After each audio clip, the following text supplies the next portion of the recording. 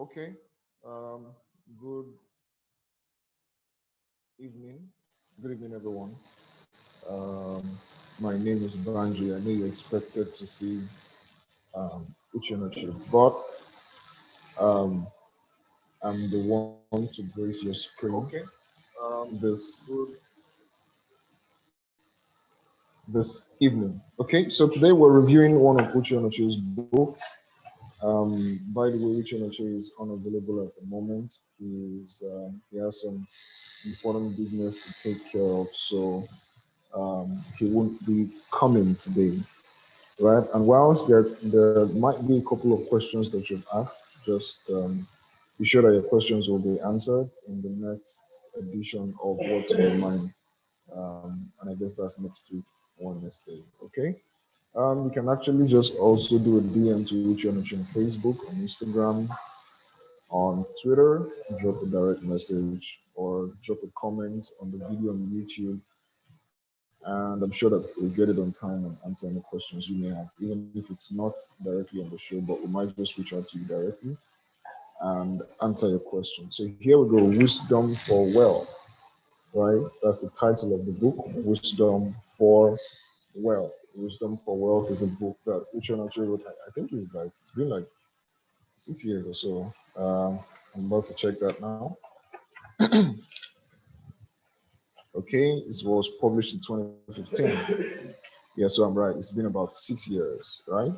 And so we're going to look at the first chapter. Hopefully, we get somewhere, even if we do not finish it, right? It's one of Uche really, really great books. So you should grab a copy of this book. I think it's available on the website, uchenoche.com. Wisdom for Well. All right, so check it out, buy it, read it, buy it for your friends, buy for people that you love. One of the gifts you can give somebody is not just money, it's the ability, the, the resistance to make money, the skill to make money itself. All right, and that's what we'll be looking at today. So we might not go through the entire book, we might not even finish the first chapter, but anywhere we get to, we will just call it a day. Okay, all right.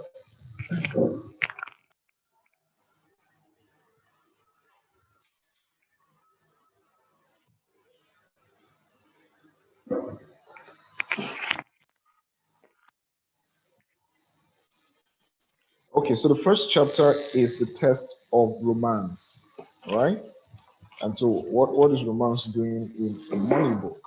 Okay, and it has a quote by T. Harv Eker. It says, "Who of us does not know living our passion is the key to a happy and fulfilled life? The trick for many people, though, is figuring out what the passion really is." And so the very first chapter talks about the test of romance. Now, it narrates a very interesting story by George Washington, America's first president. Uh, and he talked about passion. Okay, so we'll look at passion first. And it's written, and I should just probably read it directly. It says, if there's one thing that playboys and guys are skilled at, if there's one thing that playboys and guys who are skilled at seducing women know, it is that women love romance. And the moment you set out to woo a woman, the first thing she will be on the lookout for is your romantic abilities. All right.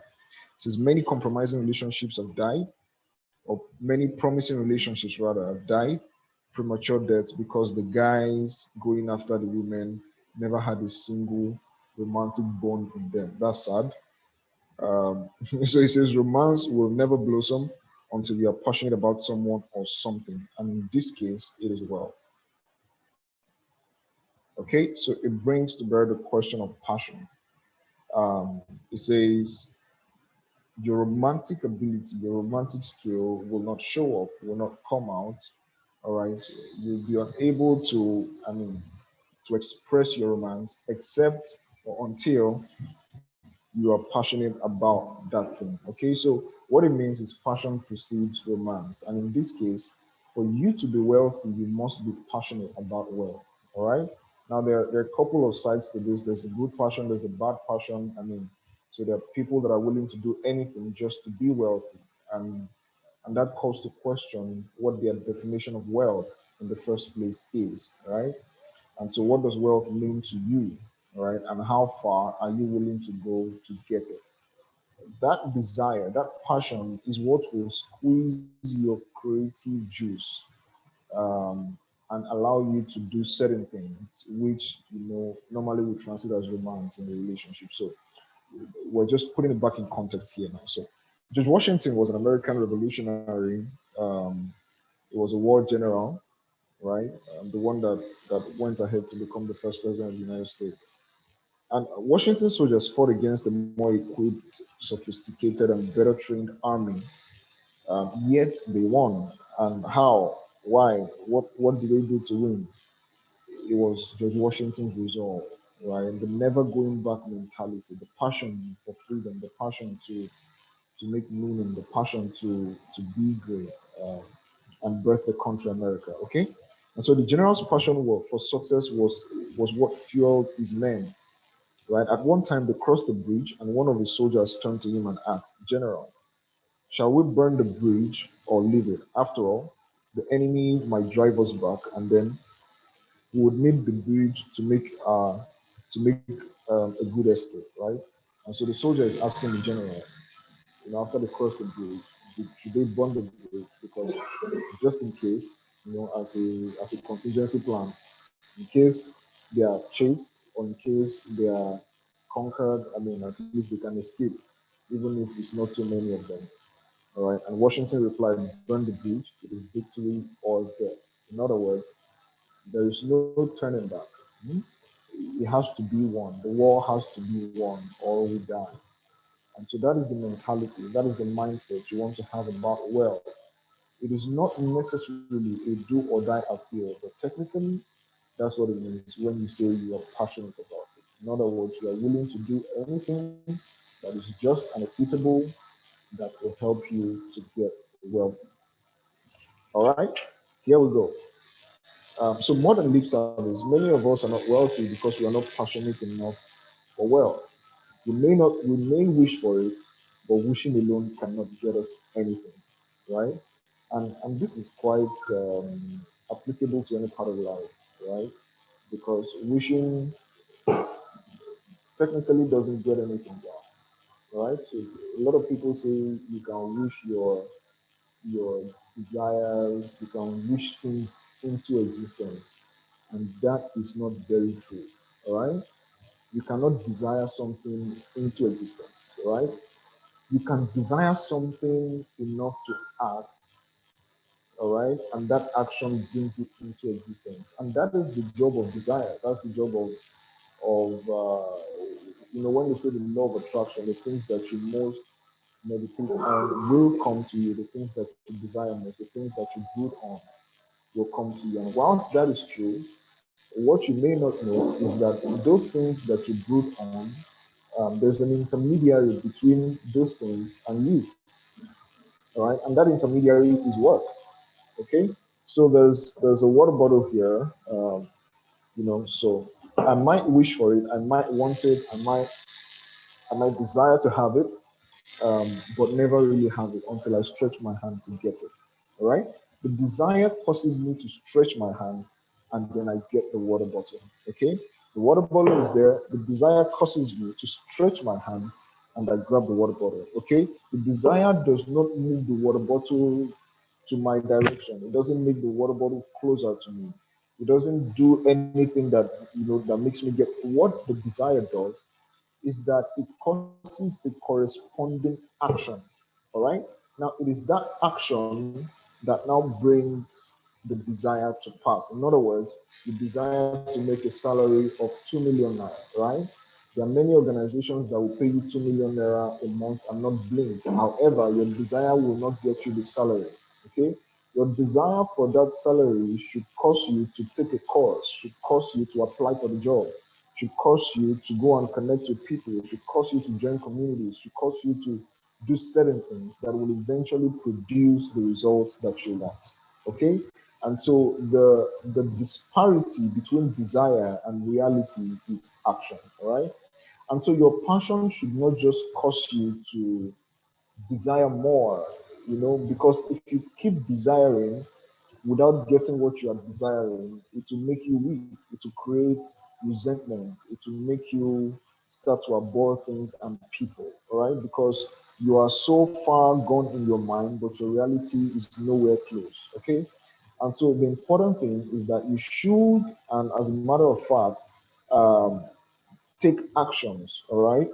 Your desire should propel you to take actions, and those actions will now lead to your goals, will lead to your aspirations, will lead to your objectives, all right? And so that's what we're saying here. George Washington um, wanted victory, but he did not just want it, he went for it. And going for it meant burning the bridge that they used to cross over to the other side to fight, right? Because it was either victory or death, according to him. Okay? And so Uche here says romance, like passion, is one of the words that does not have a clear-cut, straightforward definition. Even in dictionary, it's always defined in the context of what it accomplishes and the value of the woman and the value the woman places on it, right? And so while holding the door open for your woman, complimenting her looks or remembering special days, and sending her cards, chocolates, and all the stuff, right? May not seem like much. They are little things. Call them elements, right? That ultimately determine how long the relationship will last. In other words, you don't show care by caring. You show care by acting it out. Okay? You may feel care, but it has to show up, right? So if you want money, what we're saying in essence is that you have to do something to get it, right? You have to want it enough. You have to want the wealth enough. You have to want your health enough to go work out. You have to want your relationship enough to tell your wife or your spouse sweet words, open the door for her, go for lunch, do all that stuff.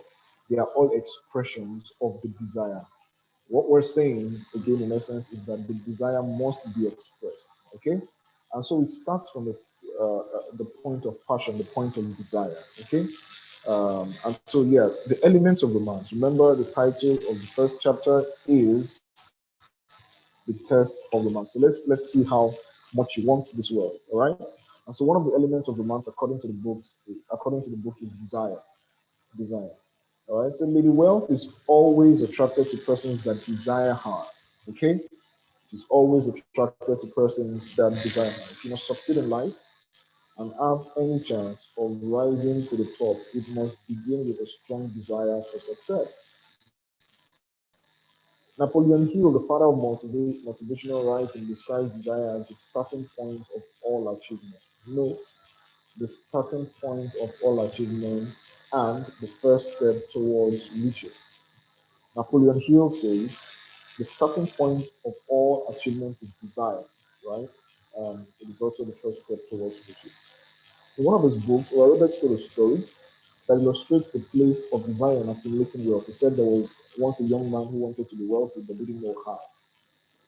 Fortunately, in the village where this man lived, there also lived one man who was wealthy. The young man made up his mind to ask the wealthy man how he too could become wealthy. So one day, the young man meets the wealthy man fishing at a river and wastes no time in asking him the question, "What must I do to be wealthy?"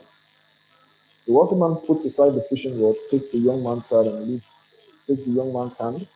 and leads him into the fast-flowing river. When they are both standing waist deep in water, the wealthy man submerges the young man and holds him underwater for a few minutes. When he lifts him up, the young man is gasping for breath. The wealthy man buries the young man in water again and again and again, and the young man is only gasping. He's not only gasping but panting, wheezing, and flailing his hands for air, right? Then the wealthy man says to him, when you desire wealth as much as you desire, he says, when you desire wealth as much as you desire air right now, you will become wealthy. Uh-oh. So, quite an interesting story. Uh, Ora Roberts tells the story of the wealthy man and the poor guy who wanted to be wealthy, and he goes to ask the man who was fishing, interestingly, in the pond. And then he submerges him into the river, time and time and time again until um, until he was gasping for breath, he was wheezing, he was flailing his hands for air, right? And the wealthy man replied the young man's question. He said, when your desire for wealth, right, is as much as the desire for air right now, you will become wealthy. And that speaks volume about the intensity of the desire that you need to be wealthy. Okay? Critical step. The desire for success must consume you. It must. Day and night, there's no such thing as overnight success. Success is deliberate. David understood this kind of desire and equated it to the test for water. Okay?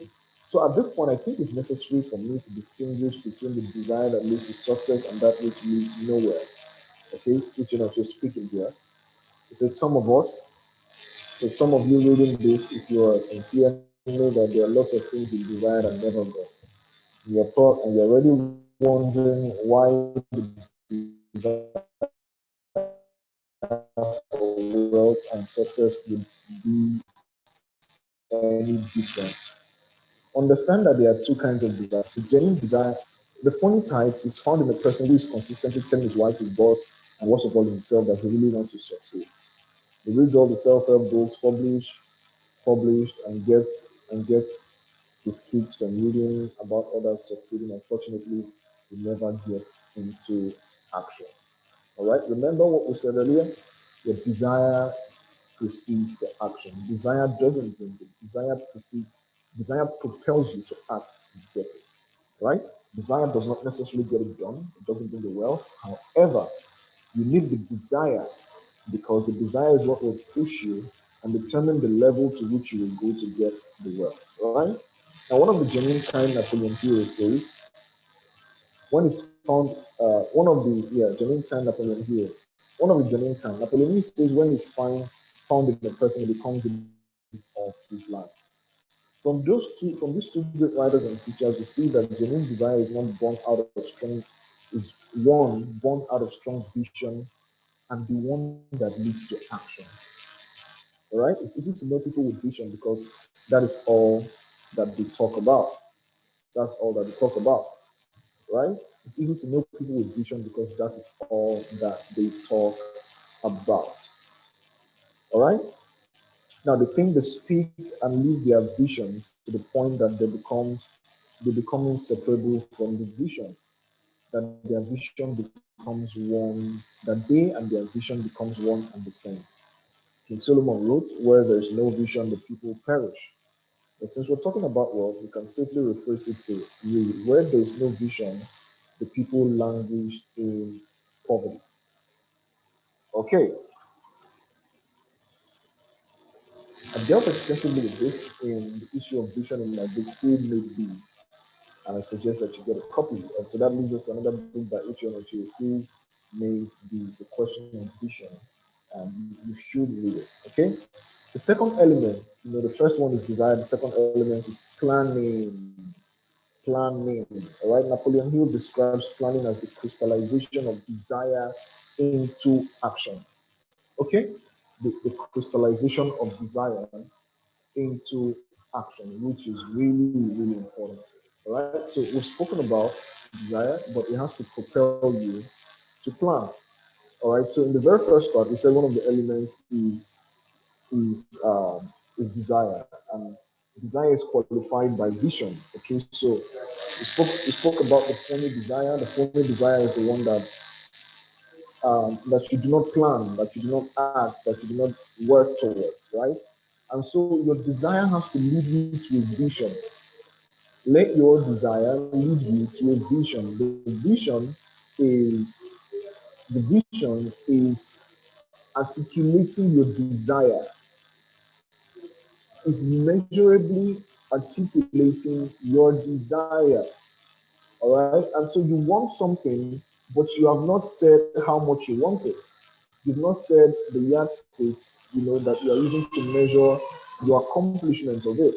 Okay, so your vision has to crystallize into your desire has to crystallize or has to, become a vision. A vision is what you can communicate to people. Okay, so in the next 10 years, I want to become a millionaire. I want to be an authority in the data space, in the data science and data management space, right? That's a vision. That's what that we can hold you accountable to that, right? And so it becomes something that we all can look forward to, okay, whether we believe it or not. It's just something to look forward to, right? And most of all, is what keeps you on your feet and reminds you that you are not there yet, or when you get there, however, that you're already there. Okay, so easy peasy. The next one is planning. All right, and so like we said, if your desire makes a vision, then the next thing to do is to plan for the accomplishment of that vision, to plan for the accomplishment of that wealth. All right, really, really important. So Napoleon Hill describes planning as the crystallization of desire into action. All right, so when you want something and you have made it a vision, part of the Bible says write the vision and make it plain. In other words, it has to be unambiguous. It has to be, communicable, quickly or basically, right? And so Napoleon Hill again describes vision as the crystallization of desire into action. He goes on to write that the most intelligent man living cannot succeed in accumulating money or any other undertaking without plans which are practical and workable. Okay, so you have to plan. Important, critical, we cannot overemphasize this. You see, because I think it was Bishop David Odeko that says, God has a plan for everybody, but God does not plan for anybody. All right? He does have a plan for everybody, but he doesn't plan for anybody. What that means is that you have to make plans. All right, you have to choose your future. You have to write down ways that in which you will get there. There has to be a strategy. There has to be systems in place that remind you, that tell you that this is the next thing to do. This is what to do next. This is what to get next. This is the person to meet next. This is the next phase of your career. This is the next phase of your endeavor. This is what you're undertaking next. You have to plan. You have to plan to save. You have to plan to give. You have to plan to invest. You must plan. All right. Wealthy people plan. All right. Wealthy people plan. Okay, so it's become a cliche, but it's still very true. The failure to plan is the planning to fail, right? If you fail to plan, you plan to fail. All right, a business idea without a business plan, a feasibility report, industry competition analysis, the market penetration strategy is bound to not succeed. All right, it's bound to not succeed. So that's really important. You have to plan. The third element is courage. Courage to do. I read from Lake Yalda one time. It says you have to be courageous about your life. Okay? Because courage is not the absence of fear. In fact, the definition of courage lets us know that we are scared, right? Because if you are not scared, you really need to be courageous. You just do it, all right? And so courage is not the absence of fear. Courage is that you take the action regardless. Courage is that you do it irrespective. All right. Courage is that you. All right. Let's look at it from what Uchenachi has written here. It says the English word courage is derived from the French word coeur, which means heart. And as one old saying goes, a faint heart can never win a fair lady. So goes the uncourageous with Lady Well. All right. So courage is vital for success. All right. God charged Joshua repeatedly about it when he assumed the mantle of leadership from Moses. He said, be strong and courageous. Be strong and courageous. Be strong and courageous. Be strong and courageous. Which one of your right here it says courage is not the absence of fear, rather it is pressing on in spite of fear. It is pressing on in spite of fear. Another American actor, John Wayne, is quoted as having said, courage is being scared to death, but saddling off anyway. Okay, the Greeks who painted a picture of wealth as a lady valued courage a great deal. Okay, sorry, I didn't read that right. So the Greeks who painted the picture of wealth as a lady, all right, valued courage a great deal. Greek mythology is replete with horses, who showed outstanding courage in the face of daunting challenges. Hercules, Perseus, Jason, Achilles, and Odysseus, and the rest of them. All right, all showing courage, right? People that dare to be different, that dare to work, that dare to do something, that dare to be different. You have to be courageous because when you make plans, you have to carry out the plans. All right, that's why you need that passion because the hunger will serve as a tool that pushes you when the time for action comes. The hunger would serve as a propelling force for you when it is time to take action. All right. So it's important. John Maxwell writes, he said, people think of courage as a quality required only in times of extreme danger, but it's much larger than that and more than ordinary than we think. Courage is an everyday virtue. The courage to say no. All right. John Maxwell says you can do nothing worthwhile without courage.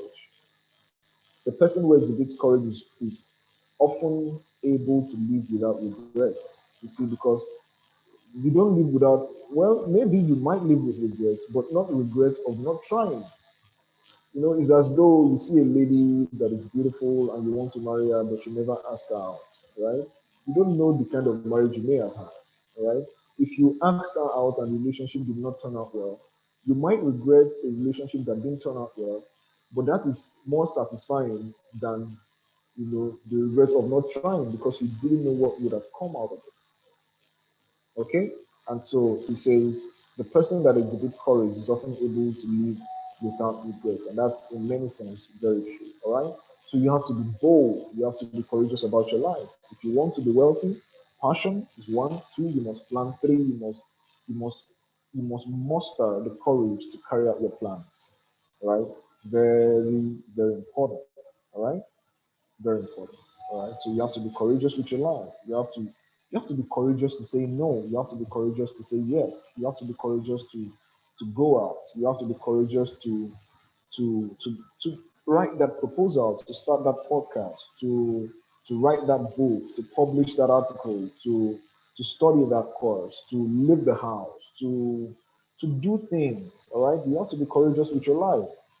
Okay, again, we're reviewing Ichenoche's book, Wisdom for Wealth. Okay, and I think this book is really interesting. Aside that, it speaks volume about wealth. It speaks a lot about what you need to do, how you need to the disposition you need to have towards wealth. All right, really, really good. Okay, so we'll move on from that to commitment. Commitment. Every woman, well detests cheats or those who too time on her. In other words, whatever you set out to do according to your plan, you have to stay committed to it. It may not turn out well in the first day. It may not turn out well in the first week. It may not even turn out well in the first year. But you see, commitment is something that you must be willing to stay. You must possess the staying power. You must be willing to hold on. You must be willing to hang in there. Okay, it's critical. I mean, and not just stay there, but keep doing something. Right? Commitment is not staying. People look at patience as just waiting. Well, patience is a lot different from commitment. So maybe let's just stick to the context here. Right? And so you have to be committed, right? In the book, Be All You Can Be, leadership guru John Maxwell wrote about a time in the mid-70s, in the mid-1970s, when he was facing choices that would determine the course of his life and effectiveness in his ministry. He said he carried a card in his pocket for over a year, from which he read whenever it seemed as if he was wavering on the decision he had made to follow a particular path. This was what he wrote on the card. Until I'm committed, there is a hesitancy, a chance to draw back. But the moment I definitely committed myself, then God moves also, and a whole stream of events erupt. Lack of commitment is the reason why many people today venture into any and every business that comes their way without mastering any. All right, you must be the thing. Uh, well, maybe I should add this.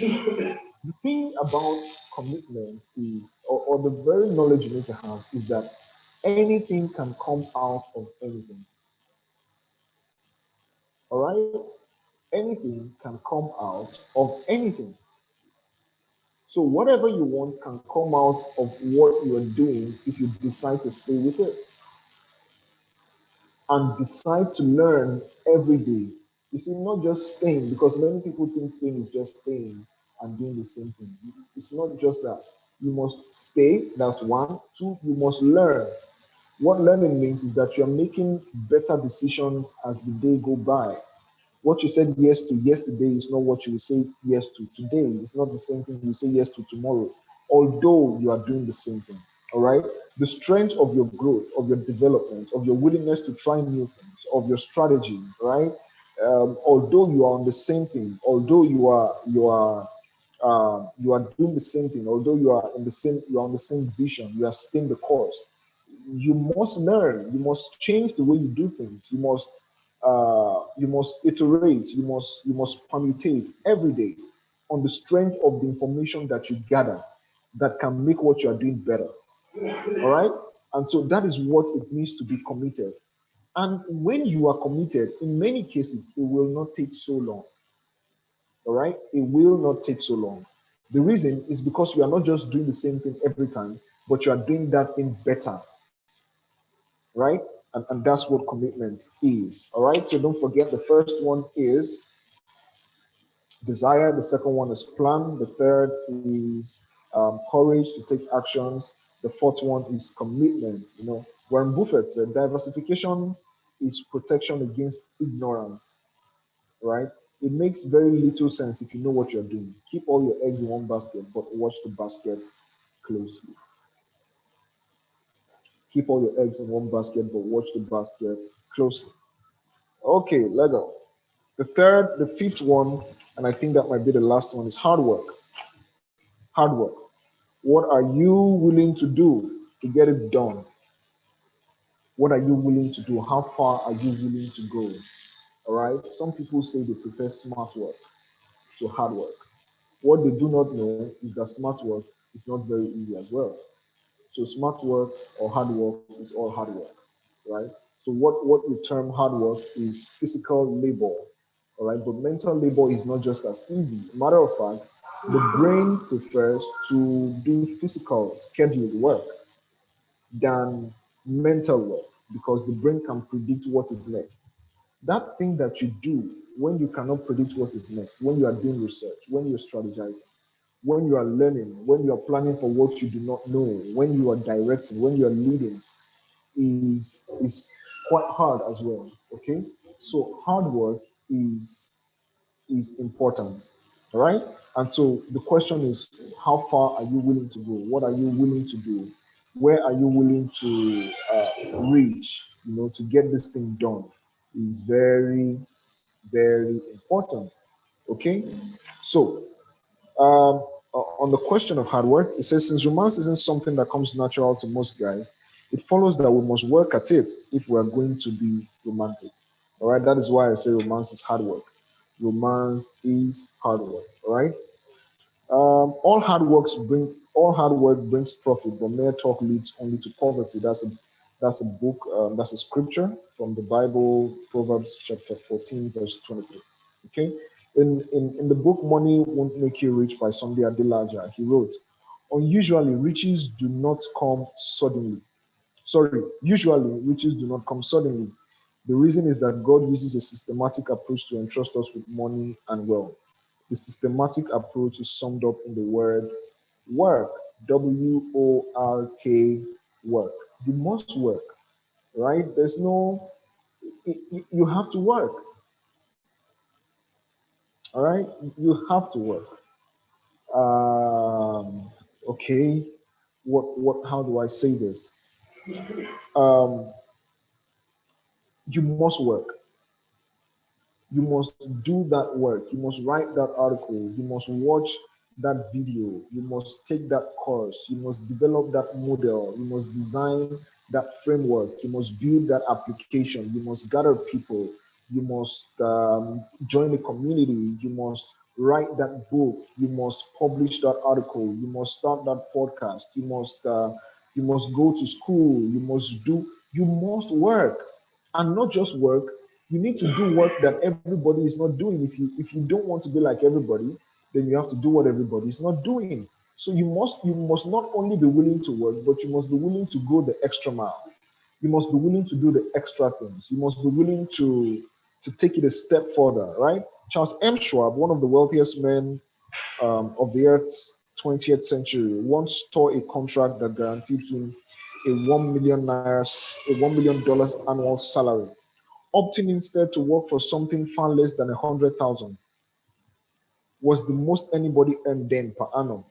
Offering or opting in to work for something far less. All right, $100,000 was the most anybody earned back then per annum.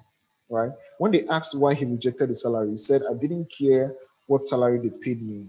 I am not an, I am not animated by money motives." Right? I believed in what I was trying to do, and I wanted to see what it brought about. I canceled the contract without a moment's hesitation. Why do I work? What do I work for? I work just for pleasure. I work just for pleasure. I work just for pleasure. I find it work. The satisfaction there is in developing things, in creating. The man who does not work for the love of work, but for money, is not likely to make money nor find much fun in life. Remember, I said anything can come out of anything. All right. And what this part of the book is saying is that whilst what you want to gather is wealth, right, you do not directly work for wealth, right? That's why a man like Charles Schwab, who was one of the richest in the 20th century, right, tore a contract that guaranteed him an annual salary of $1 million, right? Why did he do that? He did that to do the things that he loved. He did that to find fulfillment, right? Which in turn leads to money. Steve Jobs started Apple many years back, and um, he started it with the passion to make computing very easy and available to regular people and not have to be something that is so big or something that is so difficult to navigate, right? And while he did that, right, at some point the organization was not making as much profit, okay, and so Steve Jobs was fired as the CEO at some point, and then the organization nosedived even more. The reason is because the vision behind the organization was not to just make money. The vision was to provide solutions to a set of people and make computing easy for regular people, make it accessible to regular people, right? The organization is valued now at trillions of dollars, but it did not start like that, right? Steve Jobs was now reinstated as CEO at some other point, and he was reinstated as CEO, and the company started to go up again. The reason is because the wealth was not going to come from just business strategies. It was not just going to come from the entity as people see it, because a lot of people many times see the organization as as an entity. In other words, the entity should produce money, right? However, if you see it that way, chances are you may make money, but it will not be as much, right? Because you will not be fulfilling the need that comes from the human side of business, right? And the human side of business is the one that provides solution to people's needs. And so now you have Apple with the iPod, you have Apple with the iPad, you have Apple with the Mac, the MacBook Pro, you have Apple with the iPhone many series, you have Apple with the iWatch, you have them with the AirPod Pro, you have them with the workout stuff. Every time the question they ask is, what can we do to make life easier for people? And it is in that they've made money. It is in that they've made, meaning. It is in that they've made the wealth that they've accumulated, you know, over the years, and they are still accumulating. In other words, you must work, but when you are working, it's not just work to make money. You must work to make meaning, and then use the meaning to make money, because the meaning is going to be an offshoot of your passion, of your desire, of your vision, right? And it is in doing that that you can make money, all right? And many times they say it's a question of passion. Should I follow my passion or do this? Many times people follow passion wrongly. It's not just about following your passion, it's about making meaning out of it, right? Because people will always respond to meaning. The market will always respond to meaning. They will always respond to solutions. They will always respond to the human side of your business. The human side is the side that cares about people, is the side that understands how people feel, is the side that can design the journey of the consumer and anticipate that the consumer will feel like this at certain point, and so we are going to come with this solution at that point, right? You flip on the human side of you, okay? And so that's one of the that's part of the work that has to be done, okay? And so as a I think we're done with this. Basically, let's just do a recap, all right? The first one is passion. In other words, you must desire well so much. Remember the example of the guy gasping for breath. You must desire well so much. And when you desire it, you must design your desire. In other words, you must make it a vision. The Bible says, write the vision and make it plain that they that see it may run with it. In other words, you must articulate your desire, right? And when you articulate your desire, then you can call it a vision. Anything that is not been articulated, I don't think is worthy to be called a vision, all right? And so when you articulate your desire, you call it a vision, according to what Uche is teaching in this book. Quick reminder, we're reading the book Wisdom for Wealth. It's such an interesting book. I know you've enjoyed this session, and I've not even scratched the surface of what is in this book, so I think you should go ahead and get the book. It's less than 1,000 naira, I'm sure. So, I mean, this is very affordable for anyone to get.